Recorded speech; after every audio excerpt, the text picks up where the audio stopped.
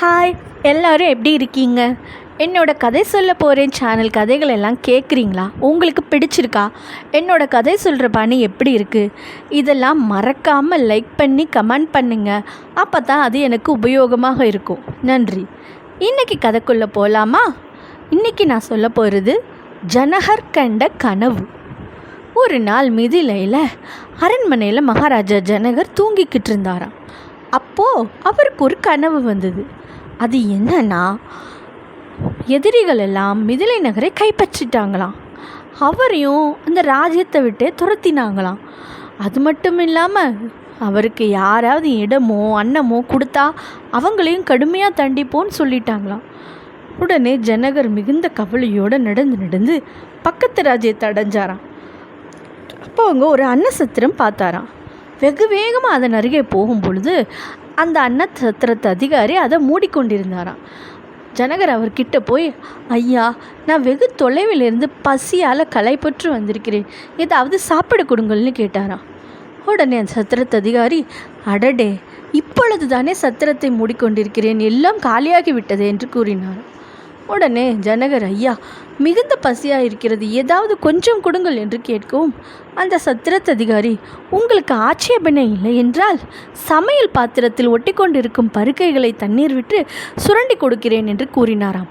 ஜனகருக்கு அது கிடைத்தால் கூட போதும் என்று இருந்ததாம். உடனே சரி என்று கூறினாராம். அந்த சத்திரத்து அதிகாரியும் பாத்திரத்தை நடையில் ஒட்டி கொண்டிருக்கும் பருக்கைகளை தண்ணீர் ஊற்றி சுரண்டி வேறு பாத்திரத்தில் ஊற்றி ஜனகர் கையில் கொடுத்தாராம். ஜனகர் அதை அருந்த போகும் சமயத்தில் வேகமாக ஒரு காகம் வந்து அந்த பாத்திரத்தை தட்டி விட்டதாம். உடனே ஜனகர் ஐயோ என்று கதறி அழுதாராம். உடனே திடுக்கிட்டு விழித்து கொண்டு பார்த்தார். ஜனகர் மிதிலையில் அரண்மனையில் உறங்கிக் கொண்டிருந்தாராம். அவருக்கு அது கனவு என்று தோன்றிற்றார். இருந்தாலும் சற்று குழப்பமாகவே எல்லோரையும் பார்த்தார். எல்லோரும் என்னவாயிற்று அரசருக்கு என்று பார்க்கும் பொழுது அவர், எது உண்மை, இதுவா அதுவா என்று கேட்டாராம். யாருக்கும் ஒன்றுமே புரியவில்லை. அவர் மறுபடியும் இதையே கேட்டுக்கொண்டிருந்தாராம். உடனே எல்லோரும் மகாராஜாவிற்கு ஏதோ ஆயிற்றது என்று வைத்தியர் மாந்திரிகர்களெல்லாம் கூப்பிட்டு ஜனகரை காமித்தார்களாம். அவர் எல்லோரிடமும் இதே கேள்வியை கேட்டாராம், எது உண்மை, இதுவா அதுவா என்று. யாருக்கும் ஒன்றும் புரியவில்லை. ஒரு நாள் மகரிஷி அஷ்டாவக்ரர் அரண்மனைக்கு வந்தார். அவர் ஜனகரிடம் நேராக வந்தவுடன் ஜனகர் அவரிடமும் இதே கேள்வியை கேட்டார். அப்பொழுது அவர் ஜனகர் கண்ட கனவை பற்றி தெரிந்து கொண்டு மகாராஜாவிடம், அரசே, தாங்கள் கனவு கண்டீர்கள் இல்லையா?